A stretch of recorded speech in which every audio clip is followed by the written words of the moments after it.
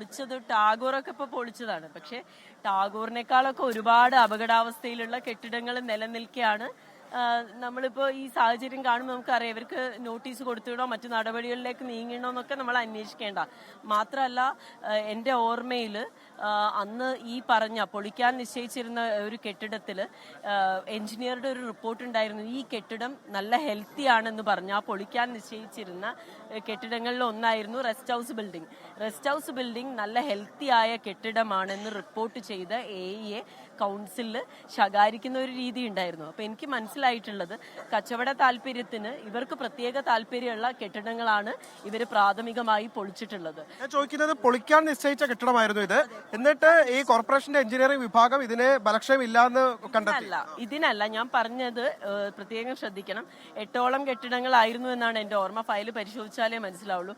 ആ 8ഓളം കെട്ടിടങ്ങളിൽ ശരിക്കും നമുക്കറിയാം സാധാരണക്കാരായ നമ്മൾ മനസ്സിലാക്കുന്ന ഏറ്റവും അപകടമുള്ള കെട്ടിടമാണ് ഏറ്റവും ആദ്യം പൊളിക്കേണ്ടത്.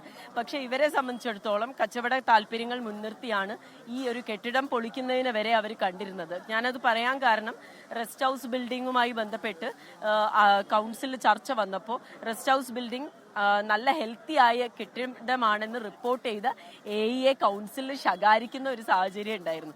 അപ്പൊ എന്തുകൊണ്ടോ എഞ്ചിനീയറിംഗ് വിഭാഗത്തിന്റെ റിപ്പോർട്ടിനപ്പുറത്തേക്ക് വ്യക്തിപരമായും അതുപോലെ രാഷ്ട്രീയപരമായിട്ടുള്ള ലക്ഷ്യങ്ങൾ മുൻനിർത്തിയാണ് ഈ അപകടകരമായ കെട്ടിടങ്ങൾ പൊളിക്കുന്നതിനുള്ള മുൻഗണന വരെ നൽകിയത്. അപ്പൊ ഇത് എന്തുകൊണ്ട് ഇതിന് ഒരു ഉപേക്ഷ വന്നു എന്നുള്ളത് ഇത്തരം പരിഗണന മുൻനിർത്തിയാണ് കാര്യങ്ങൾ തീരുമാനിച്ചത്. തീർച്ചയായും കോഴിക്കോട് കോർപ്പറേഷന്റെ കാര്യത്തിൽ ഇപ്പോൾ ഈ ഉണ്ടായിട്ടുള്ള 3 മരണങ്ങൾ എന്ന് പറയുമ്പോൾ അത് വലിയ വീഴ്ച കോർപ്പറേഷന്റെ ഭാഗത്ത് ഉണ്ടായിട്ടുണ്ട് എന്നുള്ള കാര്യത്തിൽ യാതൊരു തർക്കവുമില്ല. ഈ ഭരണ നേതൃത്വത്തിന്റെ കെടുകാര്യസ്ഥത തന്നെയാണ് ഈ ജീവനെടുത്തത് എന്നുള്ള കാര്യത്തിൽ സംശയമില്ല. ഇനിയും ഇപ്പോൾ രണ്ടുപേരുടെ നില വളരെ ഗുരുതരമായി തുടരുന്നു എന്നുള്ള വിവരങ്ങളാണ് നമുക്ക് ലഭ്യമാകുന്നത്.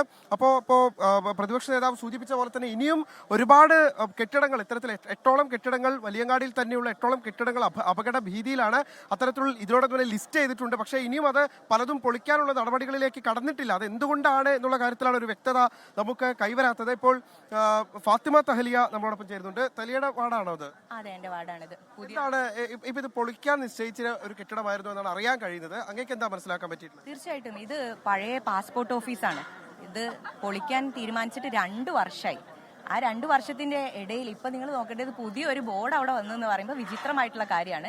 അങ്ങനെ ഒരു സംഭവം കോർപ്പറേഷൻ ഭാഗത്തു നിന്ന് ഉണ്ടായിട്ടുണ്ടെങ്കിൽ ഗുരുതരമായിട്ടുള്ള അനസ്ഥയാണെന്നുള്ളതിൽ സംശയമൊന്നുമില്ല. ഗുരുതരമായിട്ടുള്ള വീഴ്ചയാണ്. 2 വർഷം ഒരു പൊളിക്കാൻ നിശ്ചയിച്ച കെട്ടിടം ഇങ്ങനെ കിടക്കുക എന്ന് പറയുമ്പോൾ പുതിയൊരു സ്ഥാപനം അവിടെ ഇപ്പൊ നോക്കുന്ന വലിയ ഒരു പുതിയ ഫ്ലക്സ് നമുക്ക് കാണാൻ കഴിയുന്നുണ്ട്. അതിനർത്ഥം ഒരു പുതിയ സ്ഥാപനം അവിടെ ആരംഭിച്ചിരിക്കുന്നു എന്നുള്ളതാണ്. എന്തായാലും 2 വർഷത്തിനപ്പുറം ആയിട്ടില്ല അത്. അപ്പോ ഇങ്ങനെ നീട്ടി പോവുകയായിരുന്നു. തീർച്ചയായിട്ടും ഒരു ബിൽഡിംഗ് ഇപ്പൊ നമുക്കറിയാം ഇതിന്റെ പൊതുവിലുള്ള ഒരു ലുക്ക് കാണുമ്പോൾ ആളുകളൊന്നും ഇതിനടിയിൽ വന്ന് റെസ്റ്റ് ചെയ്യുമ്പോൾ ബുദ്ധിമുട്ടില്ല എന്നാണ് സാധാരണഗതിയിൽ തോന്നുന്നത്. പക്ഷെ ഇതിനെ കുറിച്ച് അറിയേണ്ടതും ഇതിന്റെ നിലവിലെ അവസ്ഥ എന്താണെന്ന് തിരിച്ചറിയേണ്ടതും കോർപ്പറേഷന്റെ അധികാരികളുടെ ഉത്തരവാദിത്തമാണ്. അപ്പം ആ രൂപത്തിൽ ഒരു പഠനം നടന്നിട്ടില്ല. അതുകൊണ്ടായിരിക്കുമല്ലോ ഇതിനെ ഇതേപോലെ നിലനിർത്തുന്നത്. ഇത് ഈ കെട്ടിടത്തിന്റെ കാര്യം മാത്രമല്ല കേട്ടോ, കോഴിക്കോട് നഗരത്തിൽ ഇതുപോലത്തെ കെട്ടിടങ്ങൾ നിരവധി ഉണ്ട്. അതിന്റെ അടിയിലേക്ക് ആളുകൾ വന്ന് ഇരിക്കാം, റെസ്റ്റ് ചെയ്യാം, അതിലൂടെ പാസ് ചെയ്യാം. അങ്ങനെ വന്ന് ഇരുന്ന ആളുകളാണ് ഇപ്പൊ അപകടത്തിൽപ്പെടുകയും മരണപ്പെടുകയും ചെയ്തിട്ടുള്ളത്. അപ്പൊ ഗുരുതരമായിട്ടുള്ള അനസ്ഥയാണ്.